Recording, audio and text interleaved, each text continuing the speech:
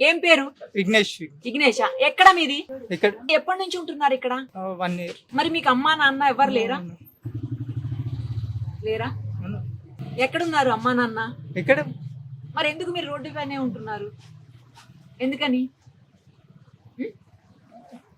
అన్నం ఎవరు పెడతారు మరి మీకు? ఇక్కడ వరంగల్. వరంగల్లా. అన్నం ఎవరు పెడుతున్నారు? ఇక్కడ తిన్నా ఇప్పుడు. ఎవరు పెట్టారు? ముందు అవునా? ఏం చదువుకున్నారు? 10th class. 10th class.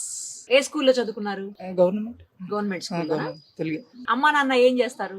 ఇప్పుడే లేరా? ఉన్నారు. ఉన్నారు. ఏం చేస్తారు వాళ్ళు? ఇంటికి ఇంటి దగ్గరే ఉంటారు. మీకు పెళ్ళయిందా? కాలే. కాలే. ఎంత ఉంటది వయసు మీది? 40 దాటి. 40 వరకు ఉంటదా?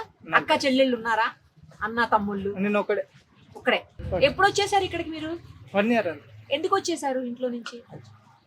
వెళ్తా ఇక. ఎక్కడ ఇల్లు? వెళ్తా ఇక మాకాడికి. ఎక్కడది? తెలుసా? తెలీదు. బస్ ఎక్కి బస్ ఎక్కి వెళ్ళటమేనా? మరి వర్షం వచ్చినప్పుడు ఎక్కడ ఉంటారు మీరు? ఇంటి దగ్గర ఇంటి దగ్గర ఉంటారా? వర్షం వస్తే మరి బట్టలు ఏమి ఉన్నాయి. ఎక్కడున్నాయి? ఇంటికాడ. ఇంటి దగ్గరే ఉన్నాయా?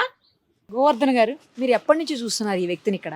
ఇతన్ని ఇంచుమించు 1 సంవత్సరం నుండి అయితే గమనిస్తున్నాను మేడం. ఇక నాకు వీలైనప్పుడల్లా పాపం అతని దీన పరిస్థితి చూసి జాలి వేసి పాపం ఎండకి ఎండుతున్నాడు, వానకు తడుస్తున్నాడు, చలికి అదవుతుండు. ఇక ఇక్కడ చూసి ఆ హోటల్స్ నుండి ఫుడ్ తెప్పించి ఇస్తే తీసుకుంటాడు పాపం. వాటరు ఫుడ్ తెప్పించి ఇస్తే తీసుకుంటాడు. మార్నింగ్ నేను వాకింగ్కి వెళ్ళినప్పుడు కూడా బ్రేక్ఫాస్ట్ చేపించేసి మామూలుగా వెళ్తాను. బట్టలు తెచ్చి ఇవ్వాలన్నా అని అడిగితే వద్దు అంటాడు పాపం. ఇంకా తిన్నంత తింటాడు అంతే, ఇంకా ఎక్కువ అడగడు, ఏమి అనడు, ఎవరిని ఇబ్బంది పెట్టాడు అస్సలే.